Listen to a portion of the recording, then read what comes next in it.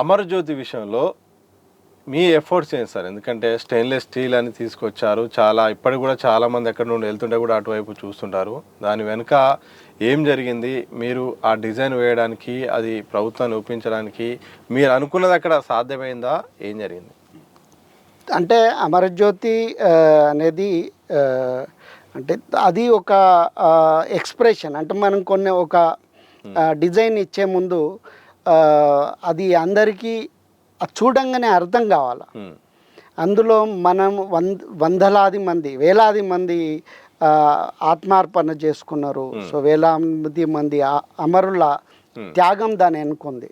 So అవన్నీ కూడా మనం సింబాలిక్గా ఎక్స్ప్రెస్ చేయాలనేది ప్రధానమైనటువంటి భావన. సో దానికి ఒక ట్రిబ్యూట్, సో ఒక నివాళిలాగా ఒక దీపంని, మట్టి దీపాన్ని స్ఫూర్తిగా తీసుకొని ఈ స్టెయిన్లెస్ స్టీల్ దీంట్లో చేయడం జరిగింది.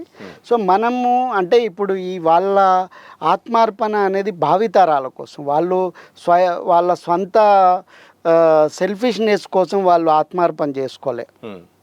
అంటే భావితరాలకి ఉపయోగపడుతుంది, సో భావితరాలు బాగుపడాలనే ఒక ఆశతోటి వాళ్ళు ఆత్మార్పణ చేసుకున్నారు. సో కాబట్టి నేను ఇవ్వాల్సిన డిజైన్ కూడా భావితరాలకి స్ఫూర్తిగా ఉండాలి.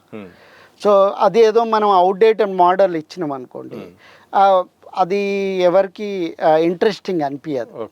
సో ఇది ఇప్పుడు మనం ఇచ్చిన డిజైన్ ఏదైతుందో ఇంకా 200 సంవత్సరాలైనా, ఎంత టెక్నాలజీ డెవలప్ అయినా అది అప్పటి జనరేషన్ కూడా ఆకర్షణీయంగానే ఉంటుంది. సో ఆ కాన్సెప్ట్లో దాన్ని ఐడియాని వేయడం జరిగింది. అది ఒకటే కాకుండా ముఖ్యంగా ఏంటంటే ఇప్పుడు మనం మన తెలంగాణలో ఏంటంటే విషయ ప్రాధాన్యతకే ఎక్కువ ఇంపార్టెన్స్ ఇస్తాం, వస్తు ప్రాధాన్యత కంటే. ఇప్పుడు మనం సమ్మక్క సారాలమ్మ లేకపోతే ఏదైనా కానీ ఇప్పుడు ఈ ఊర్లలో ఉన్న ఉప్పలమ్మ, మైసమ్మ, నా చిన్నప్పుడు ఎక్కడ కూడా గుళ్ళు లేవు. 2 రాళ్ళ మధ్యలో ఒక రాయికి పసుపు కుంకుమ జల్లి కొబ్బరికాయలు కొట్టేటోళ్ళు. సో అట్లనే సమ్మక్క సారాలమ్మ 2 కర్రలు, అట్లా అది విషయ ప్రాధాన్యత, వస్తువు కాదు. సో అట్లా కానీ ఇక్కడ ఏంటంటే మనము స్ఫూర్తిని ఇవ్వాలి. ఆ స్ఫూర్తి విషయం అనేది లోపల ఉంటుంది.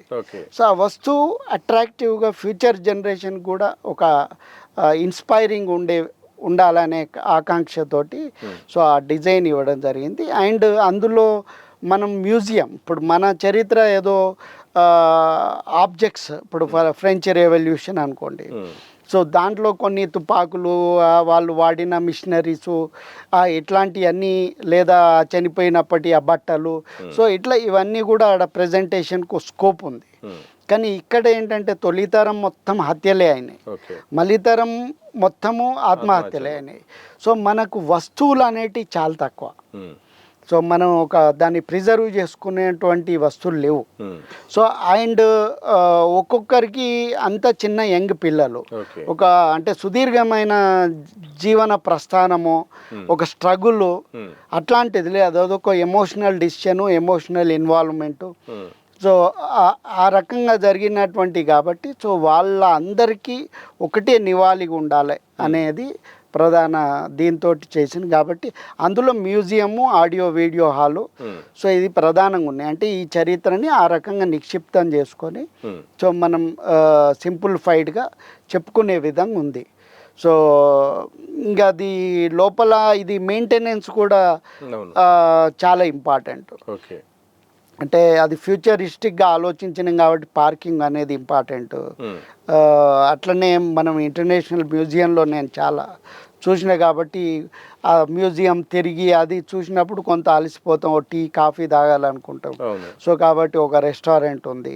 సో మనం అమరులని స్మరించుకోవడానికి ఒక కాన్ఫరెన్స్ హాలు, అది ఒక 600-700 మెంబర్స్ కూర్చునే విధంగా ఒక కాన్ఫరెన్స్ హాల్ ఉంది. వీటి అన్నిటితో పాటు దాని మెయింటెనెన్స్ కూడా చాలా ఇంపార్టెంట్. ఎందుకంటే ప్రభుత్వానికి మనం బర్డెన్ చేసినాం అనుకో, అది కొన్ని సందర్భాల్లో నెగ్లెక్ట్ అవుతుంది. సో అంత ఖర్చు పెట్టి, అంత ఎఫర్ట్ పెట్టి కట్టి అమరులను మనం డినై చేస్తే సో బాగుండదు. కాబట్టి అది సెల్ఫ్ సస్టైనింగ్గా ఉండే విధంగా, ఫుల్ ఫ్లెడ్జెడ్గా గవర్నమెంట్ మీద ఆధారపడకుండా సెల్ఫ్ సస్టైనింగ్గా ఉండడానికి కోసం ఈ parking area, restaurant, conference, so ఇవన్నీ కూడా రెంటల్ ద్వారా కొంత రెవెన్యూ జనరేటింగ్ మోడల్ ఉంది. సో ఆ రకంగా అన్ని కోణాలలో దాన్ని ఆలోచించి రూపకల్పన చేయడం జరిగింది. సార్ అంతా మీరు ఎఫర్ట్ పెట్టారు, బాగుంది. సో ఈ నిర్ణయం అంటే కానీ గవర్నమెంట్ మాత్రం గత గవర్నమెంట్ హడావుడిగా అప్పుడు ఎన్నికల ముందు స్టార్ట్ చేసింది. ఆ తర్వాత ఇప్పుడు గవర్నమెంట్ మారిన తర్వాత మళ్ళీ ఒక స్టే పడ్డట్టుగా ఉన్నది, ఇంకా నిర్మాణాలు జరుగుతున్నట్టుగా చూస్తుంది. మీకున్న సమాచారం ఏంటి అసలు ఎందుకు ఆలస్యం పడుతుంది అమరజ్యోతి పూర్తి స్థాయిలో అందరికీ అనుమతినివ్వడానికి? అంటే ఇక అది ప్రభుత్వ నిర్ణయము. సో ముఖ్యమంత్రి గారు కూడా అన్నారు ఆలోచిద్దామని. సో మన చిన్నారెడ్డి గారు కూడా మొన్న దాన్ని విజిట్ చేయడం జరిగింది, ప్రణాళిక సంఘం వైస్ చైర్మన్ గారు.